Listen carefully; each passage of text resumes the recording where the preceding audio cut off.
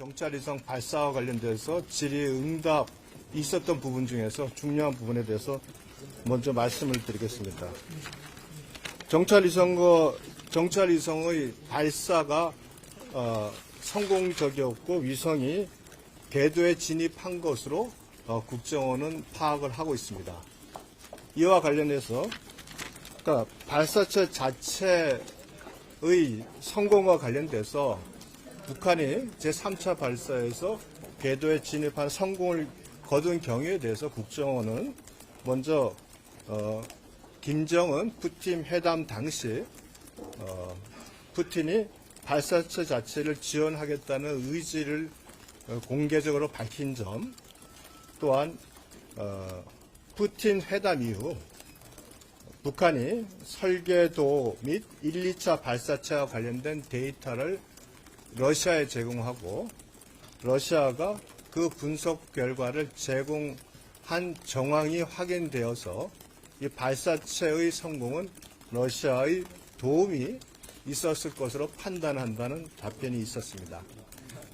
인공위성과 관련돼서 지금 북한에서는 괌 기지 사진까지 저희들이 북한이 확인했다고 주장을 하고 있습니다만 지난 2차 정찰위성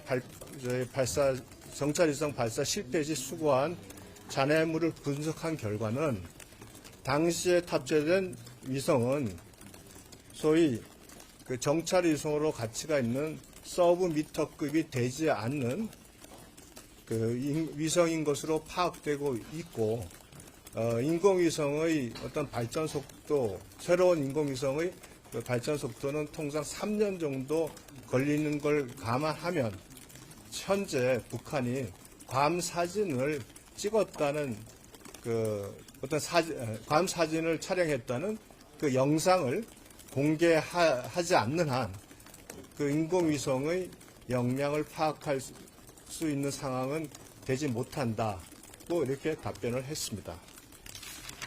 추가로 현재 북한의 고체연료 발사 기술과 관련된 질의 답변이 있었는데 국정원에서는 현재 고체연료 발사 기술은 ICBM의 경우에는 개발 초기 단계인 것으로 파악하고 있다는 답변을 했습니다.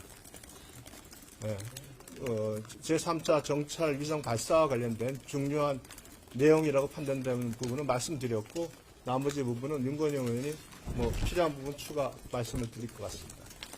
정찰위성 발사와 관련해서 크게 두 가지로 보시면 될 것 같습니다. 하나는 발사체의 성공 여부, 위성 발사체의 성공 여부는 궤도에 진입한 것으로 보인다라는 거고요. 어떻게 그럼 5월 달에는 실패했는데 이번에 성공할 수 있었냐라는 부분은 조금 전 유상범 간사께서 말씀하셨던 러시아의 영향이 큰 것으로 보인다라고 했고요. 다만 이 러시아의 도움을 받았던 정황 이외에 구체적으로 확인된 것이 있냐라는 질의에는 구체적으로 확인된 것은 없다라고 답변을 했습니다. 두 번째, 정찰 위성의 성능과 관련해서는 조금 전 유상범 간사께서 말씀하셨던 것처럼 구체적 사진을 확인을 해야 정찰 위성인지 아니면 정찰 위성의 성능을 제대로 발휘하지 못하는 것인지 알 수 있다라는 답변이 있었고요. 그리고 7차 핵실험과 관련해서 임박할 시일 내에 핵실험을 할 징후는 포착되고 있지 않다라는 거고요. 풍계리에서도 발사 징후는 현재까지는 포착되지 않다. 다만 핵실험 부분은 북한의 최고 지도자의 결심에 의한 사항으로 보면 된다라는 정도의 답변이 있었습니다.